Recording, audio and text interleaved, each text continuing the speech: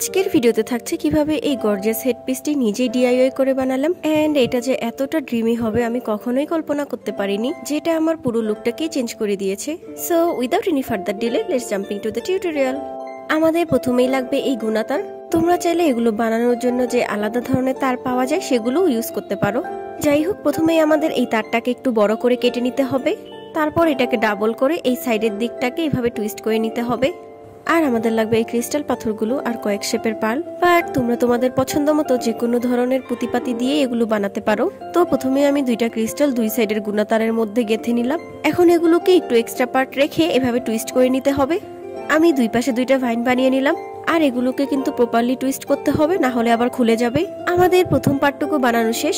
Second পার্টে আমি এখানে একটা ফুল বানাচ্ছি। এই পার্লগুলো দিয়ে আমি মেনলি ফুলের পাপড়িগুলো বানাবো। এর জন্য এখানে আমাদের লাগবে টোটাল 5টা পার্ল। এই যে এই পার্লগুলোকে একসাথে গেঁথে এভাবে ফুলের শেপ করে নিলেই হবে। এখন এটাকেও ভালোভাবে টুইস্ট করে নিতে হবে।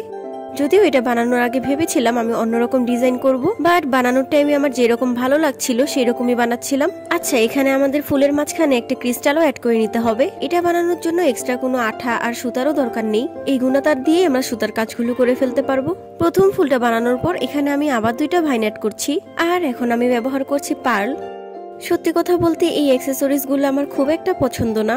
আর আমি যেহেতু হিজাব পরি তাই হিজাবের সাথে এক্সট্রা কোনো কিছু আমার ভালোও লাগে না।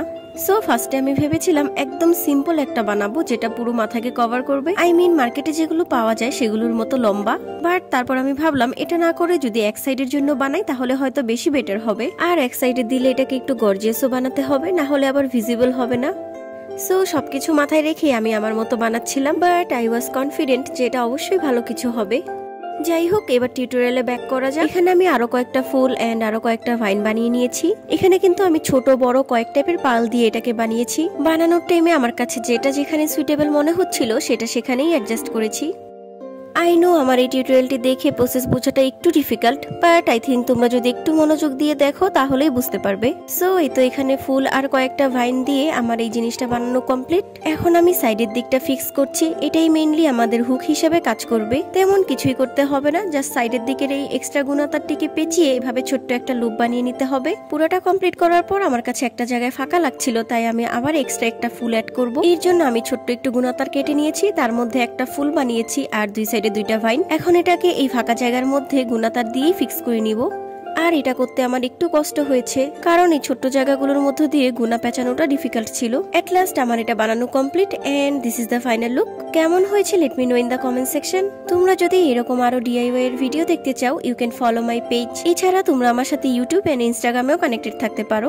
Thanks for watching. আল্লাহ হাফেজ।